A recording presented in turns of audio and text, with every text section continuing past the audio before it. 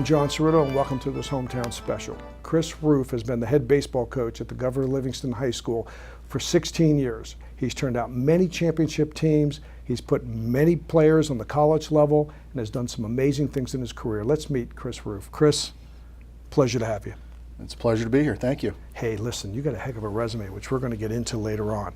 But tell us a little bit about Chris Roof. You grew up where? Grew up in Berkeley Heights, where Governor Livingston is, if people don't know that.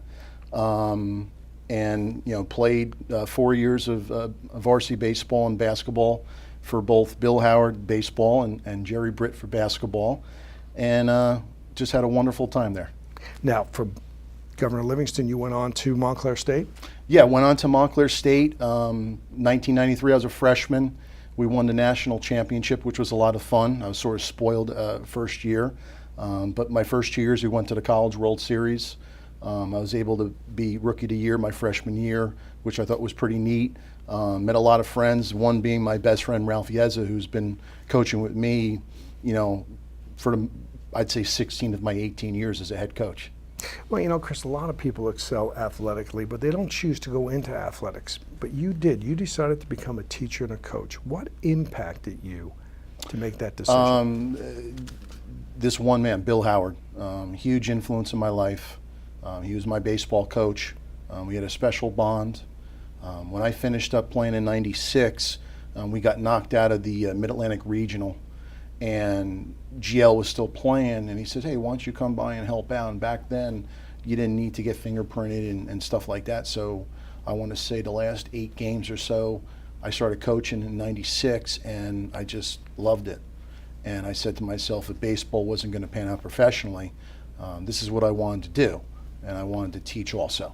So from there, when I was done playing, I coached with Coach Howard for 3 years on the varsity as his assistant, up until I had an opportunity to get a teaching job and coaching job at Millburn High School, where my father was a police officer a long time ago, ironically, and with the legendary Wally Krug.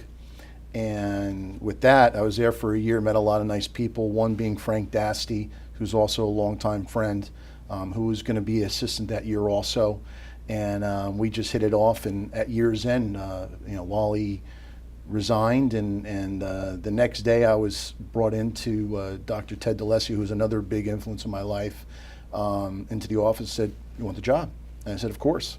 And right then and there, I became the head coach at Millburn, and I guess the rest is history. Well, you were the Millburn head coach for 3 years. You had some very good teams, and you were really well received in Millburn. But all of a sudden, word gets out that Chris Roof is going to be leaving Millburn.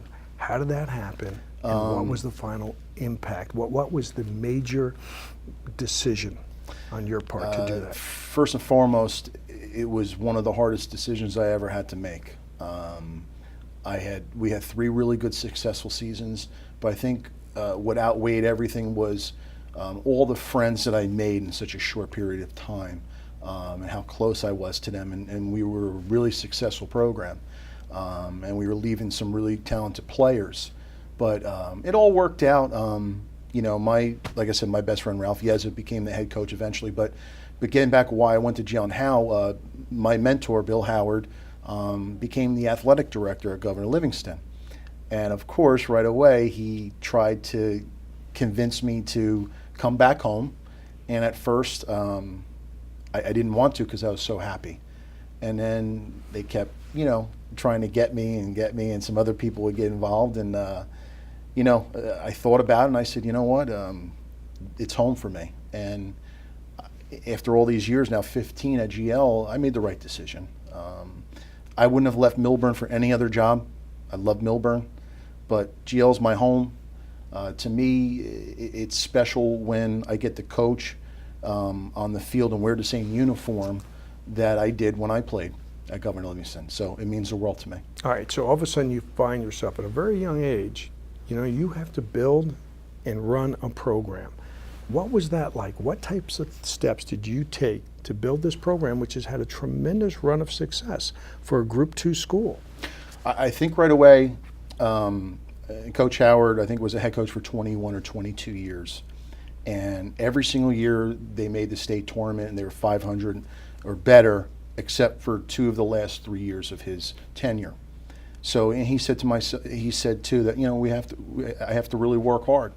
So when I accepted the job, and again, I didn't start teaching there up until I think November 1st, but we got, our plan, just like we had in Millburn, where if the kids weren't playing a fall sport, they were going to play something, okay, fall baseball or whatever it may be. They were going to start lifting weights, running, stuff like that. And then we implemented our, winter program. And then again, once the summer came around, they're with us, and up until now with Showcase Baseball, how it's at all-time high, I really give a credit to our kids, and I think this is a big reason why we're successful. And other programs such as Millburn and Cranford are successful is because they can get their kids to buy into doing both in the summer.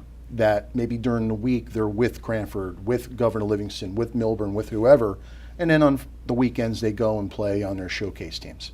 And I think that was a big part of our success right from the beginning. Chris, you mentioned showcase teams, and you and I have had many conversations, and the age of specialization. You were a multi-sport athlete. You had 1,000 points in basketball. You focused in on baseball.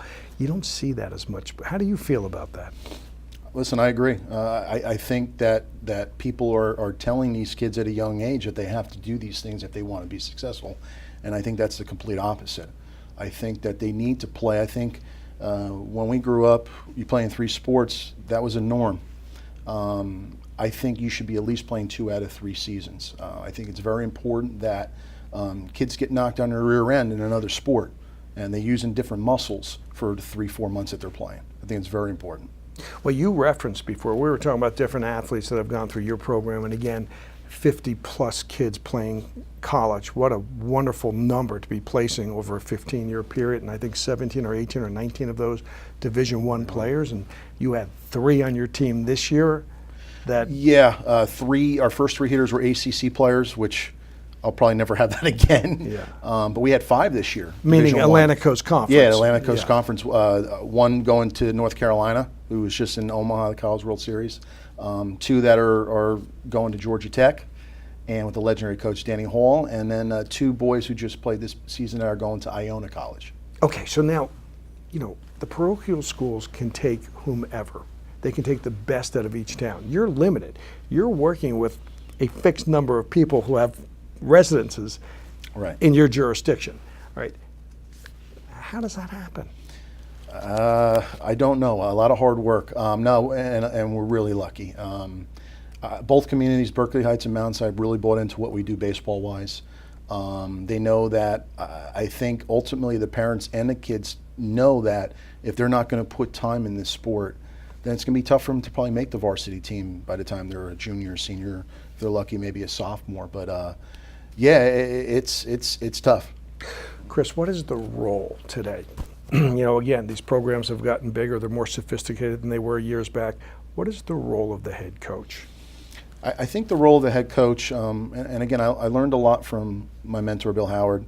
Even though I was 22, 23, he let me coach. I just didn't throw batting practice and hit fungos and kept my mouth shut. He let me coach.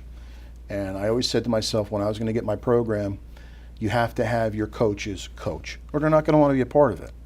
And I'm very fortunate to have one of the best coaching staffs around. And one's a paid guy and the other guys are volunteers on their own. So, I mean, that says a lot about the individuals that we have part of our program. And we have multiple coaches at our freshman and at our JV level also. Yeah, as a head coach, you have to oversee everything. You have to be the fundraiser. You have to be a psychologist. You have to, we go to Myrtle Beach every year, so I have to be a travel person, which I don't enjoy doing, but I do it.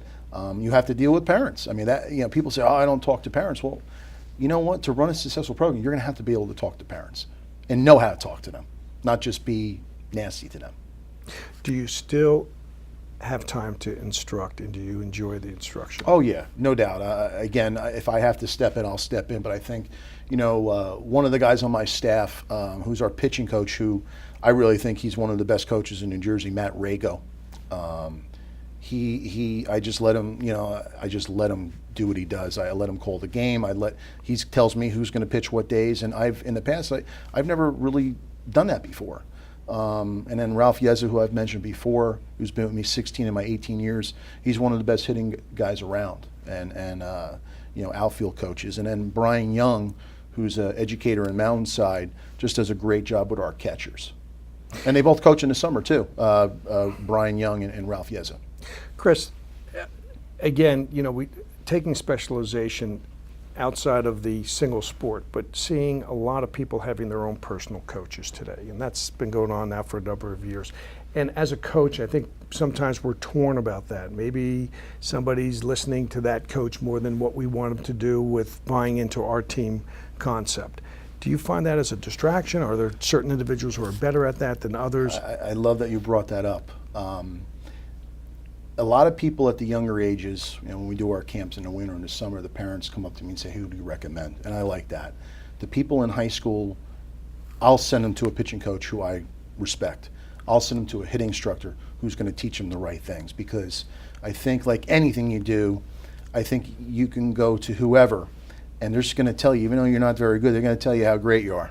Well, they're paying because, you for that. Exactly. And they want you to come back and pay you another $65 an hour, or whatever it may be. But we try to, place our kids to the right individual who's going to make them better. Well, we look at all of these sports, and you can go back 40 years, 30 years, 20 years, whatever it may be. The core of the sport is the same, but there are many changes. How has baseball changed since you played, since you started coaching? That's a great question too, John. I think there's a lot more overcoaching.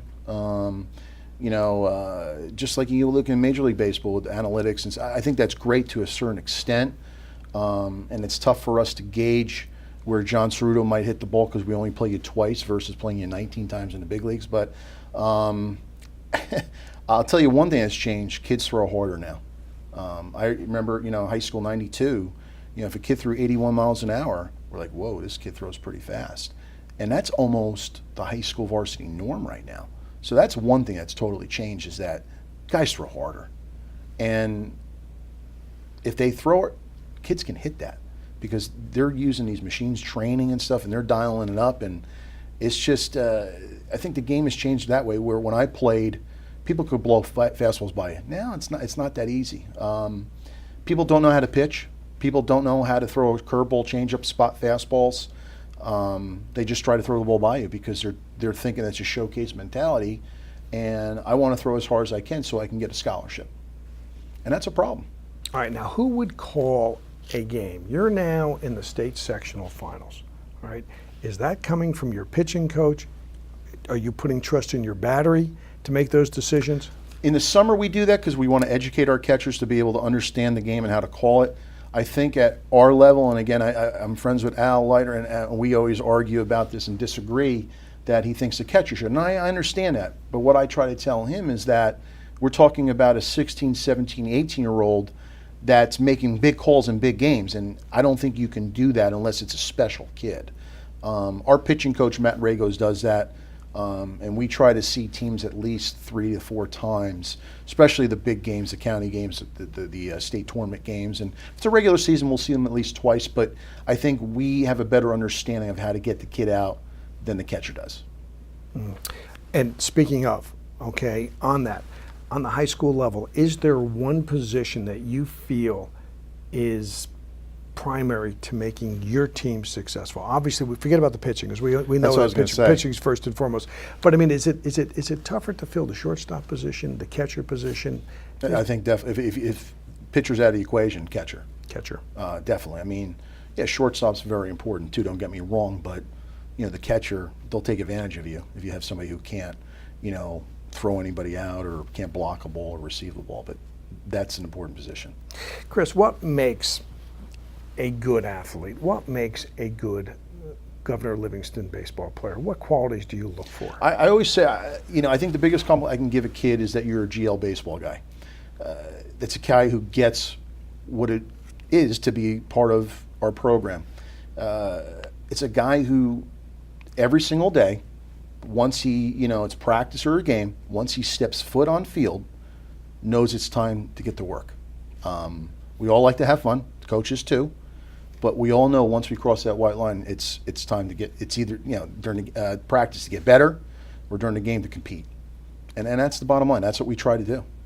Do you get your greatest rewards? You have some people that walk in that field that are very talented, but again, you and I have had other discussions about the overachiever. What makes the overachiever such a delight to work with? It's special, and it's kids that have heart and character that are the ones that do that. Prime example, this year, and again, we went 22-4-1. And we wouldn't have won half the games we won if we didn't have this young man who was a part of our program for 3 years, a boy named DJ Ganelli, who last year as a junior, we had 4 really good pitchers a year before, and they got primary innings, and DJ only threw 5 innings. So coming into this year, we were like, okay, what are we going to do, But we had an idea.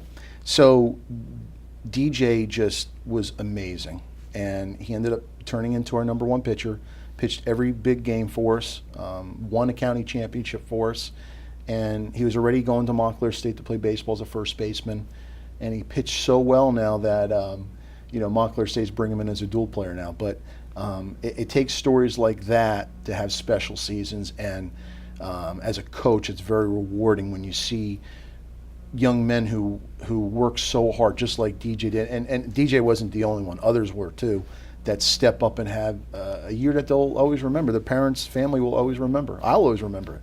That's cool. That's great stuff. Chris, looking at your competition, looking at people that you've seen in the past, are there certain guys that you really respect, that you look at as almost a mentor, besides Bill Howard, of course, people that you admire, other coaches?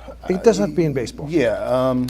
Well, again, like you said, Bill Howard. I think most of them have to deal with coaching. But when I was a little bit younger, I would always go and watch, Freddie Hill at Rutgers practice. I really admired him. And obviously Mike Shepard Sr., Robbie Shepard now. And then there's other guys at the high school level who I really respect. One who I bang heads with every year, and it's a war, but he's a great coach, Dennis McCaffrey from Cranford, Brian Chapman from Millburn. One of my ex-assistants, who's a good friend of mine, Frank Dasty, who's at Madison. A guy who was coached with me for 3 years, Danny Mondelli. Really big influences in my life, all those guys. And guys who, I try to mirror what we do in our program to what they do. Okay, so now... Oh, Norm Schoenig, too. How can I forget my college coach, Norm Schoenig? At Montclair State. Yeah. Yes. All right, so then, Chris, sports, correlation between sports and many other things that we do in our lives, and I know that a lot of kids have come back and have referenced their experiences with you. Something that you're bringing out of your baseball program that somebody can utilize outside of sports? Discipline. That's the bottom line. Being at the right place at the right time, on time, wearing what you're supposed to be wearing, because those are things that when they're a college freshman and they have an 8 a.m. class, mommy and daddy aren't there to wake them up in the morning. They got to get up on their own. And I think that's the biggest thing that we instill. It's like a tough love type attitude where I think maybe right at the beginning or when they're first on the varsity, they don't really get it. But I think by the time they graduate, especially when they come back, they really get why we're the way we are. Okay, 2 state championship teams, 5 sectional championship teams. Tell us what that run was like to win the first state championship. The first one was awesome, 2011. It was, we talked about mentors, and I left out one of my good friends, Scott Iliano, who's a very good friend of mine and a person who I admire in the coaching ranks also. He was a head coach at West Essex, now he's at Wayne Hills. We beat his team, and that's always tough when you have to play your friend. But that was a special one. It was a close game. We broke it out late, I want to say in the 6th inning. And I think when you get into coaching, you always envision of winning the biggest game you can possibly win, and winning on the last day you could possibly play. And we did that. And I said to myself, you know what? That's awesome. Been there, done that, and now I can just go on the rest of my life. And then you want to win again. And we were fortunate 4 years later in 2015 to win it again. It's not easy. It's not easy. In 1999, I was an assistant with Bill Howard, and we won it. So Governor Livingston has won it 3 times, and I think people have told me that in terms of like all the high school teams in the state, that's up there in terms of like winning the most. So I'm very proud of that. And I think my third team or second team at GL, we went to the group final and lost to Hanover Park to a great man who passed away, David Savage. Sure. But the public should realize that it's amazing on the high school level with baseball at that level. It's really a single elimination season. Yeah, I equate it to, we lost to a very good team at Tutchin in the state semifinals, and everyone's like, "You okay?" I'm like, "Yeah, we're fine. We finished 13th in the state. We won the Union County Championship, a conference championship, which we're playing really good teams." And I equate it to this year what we're watching with the Yankees and the Red Sox, where they're both going to win 100 games. One's going to go play in a 3-game series. The other one's going to play in a 1-game, and one and done. So yeah, that's the dynamic of high school baseball. I don't like, but there's really nothing we can do about that. No, there isn't. You just have to do pace a little bit faster and sleep a little bit less before the game. Get lucky. And absolutely, some good fortune with it. Let's talk about some of the guys you had this year, because you had some really outstanding players. Tell me about Drew Compton. Wow, he's a special kid. Switch hitting third baseman, just a real physical presence. Size-wise? He's at least 6'2", like 190, just solid. And he's a boy just like a lot of – I always say everybody's a hard worker. He's a hard worker. That's all he does is hit. And I have to tell him, like, relax. Take a day off here, and he doesn't want to. But that's why he's a great player, and he's a special player. Going to Georgia Tech. Georgia Tech, who committed – this is his junior year. He committed his sophomore year in the fall. And I really think he has a chance to get drafted next year at a high school. That's fantastic. Yeah. Tell us about the other 2 individuals that made all-state The other teams. boy, too, Stephen Reed, who's a special player, too, who I think he hit a home run in 8 consecutive games this year, which is just amazing. I know, it's crazy. But he's another young man who's going to Georgia Tech who committed his sophomore year also. And he's another boy, too, who I think can go in a major league draft. We had a really good player this year, Danny Serruto, who was with us for 4 years. He was on the 2015 state championship team. And he had an opportunity to get drafted and, said no because he really wants to go to North Carolina and be part of that Tar Heel family. Yeah, well, New Jersey baseball. It's good. I'm very fortunate to know a lot of college coaches, and they love to recruit the Northeast because not to say that the guys in the South or West are soft, but the guys in the Northeast are pretty tough because we got to play in some pretty nasty weather. Coaching in 35-degree weather is not fun either, but you're on a baseball field, so I'm happy. Chris, have you thought about, after coaching high school and teaching and staying involved in the game at a different level? Yeah, I definitely do. It depends on like where my family's at, where my son and daughter might be playing or this and that. I just want to keep coaching, so I really don't know when the end is near.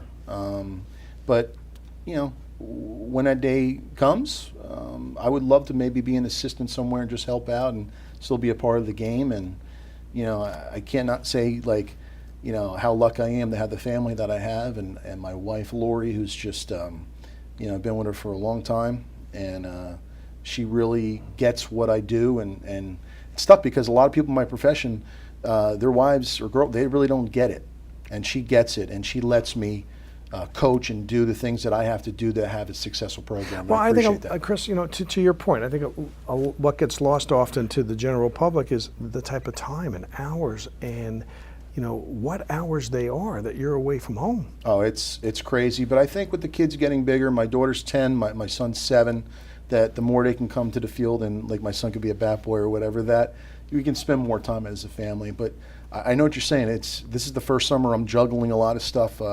Our team plays in the summer, and we play earlier in the day, 2-3 o'clock. So I try to go over here, watch an hour and a half. But then my daughter might have a 10U softball game that my wife's a coach too. So she'll coach, or I help out coaching my son's 7U team. So it's but it's fun. I wouldn't want to do anything else. Of course, and she's coaching also, so that's she loves it. Yeah, I'm a competitor, but she might be a bigger competitor, so I feel bad for my kids. Well, all right. With the little time we have left, and the only reason why I want to bring this up is because I know you're working with the younger kids again. Talk to me about developing arm strength for a young kid. What would you advise? And the second part of that question is, let's talk about arm strength first, and let's talk about protecting the arm also. I think the rule the Little League has out now, what you have to follow, I think is great. I think I'm so happy in high school that they finally put a rule in place, because there were definitely coaches abusing kids. What is that limit? It's 110. It's 110 pitches right now. And I think that's great. But when there wasn't a cap before, it would get pretty nasty. I mean, I don't want to name names and stuff like that, but I felt bad for these kids once you would hear, because at that time, now you have to report it and it goes on NJ.com, so you see how many pitches the kids are pitching. But in the past, you would have no idea, but people would talk, But I think the best way, John, I think everybody's out there trying to invent the new way to try to make money. What I'll recommend to a parent, if you're a parent with my kids, is that in terms of long tossing, long toss. I think that's what you need to do. Get on that football field, get wherever, and just keep stretching your arm out as much as you can. And I think that will help you develop arm strength. And I think, just getting stronger, just growing, and lifting and running and doing stuff like that. That's what's going to help you. People have, they say the heavy balls. I don't know. I've heard good things and I've heard bad things. So I don't know. What I like and what I recommend is long toss. Long toss with the ball that you're going to be tossing with, Yes. day in and day out. Yes, not a heavier ball, not a smaller ball. Yeah. A ball that you're going to use when you're pitching on the mound. Looking back, Chris, and again, you have a long way to go, and you bring so much to the sport and so much to the school and to the students. What are you most proud of right now? I mean, obviously, we talk about your family, and I know you're very proud of them, but beyond that. I'm proud of Coach Howard started a tradition that when I got the job, I just wanted to continue it. And I think that's what I'm proud of the most, is that I've been able to take the torch that he handed me, and we're continuing every single season pretty successful. And championships, I think if you do things the right way and you treat the kids the right way and you get your kids to play hard on a day in and day basis, you're going to have winning seasons most of the time. And some of those years are going to be special years where you can win some championships. Well, you've certainly pulled out some special years, Chris Roof, and I will tell you a memory I have of you. One day in the Millburn gym, you and I had a discussion, and you referenced the special ed student to me who I knew, and you said to me, what a neat kid, and nobody had ever recognized that young man before. And you were the first person too. So I know that you run much deeper than sports, Chris Roof, and you've brought so many wonderful things to our sport and to Governor Livingston, and we wish you nothing but the best of luck moving forward, and thank you so much for joining us. Thank you for having me. I really appreciate it. You bet. All right. Thank And you. thank you for joining this special program with Coach Chris Roof.